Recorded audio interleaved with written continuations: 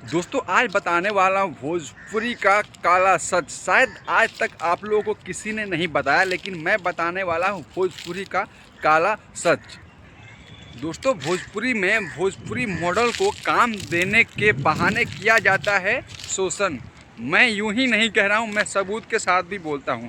दोस्तों बता दूं कि भोजपुरी जो हीरोइन है, चाहे एक्टर है, चाहे मॉडल है, काम करने के झांसा देकर उनके साथ किया जाता है दुर्व्यवहार या गलत। एग्जाम्पल में बता दूं कि अभी रोशन रोही का एक मैटर आया था कि एक लड़की के साथ रह रहे थे 2-4 साल से, अब उसके बाद अब विवाद करके अलग होना चाहते थे। अभी केस फौजदारी हुआ है, अब पता नहीं मैटर कहां तक पहुंचा।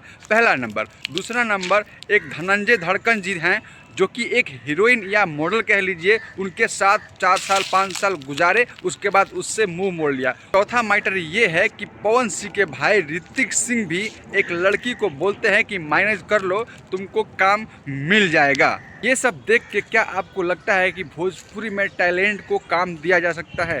अगर साथ में रख के और सुला के ही काम देना है तो भोजपुरी के जितने टैलेंटेड हैं उन लोग क्या झक मारेंगे?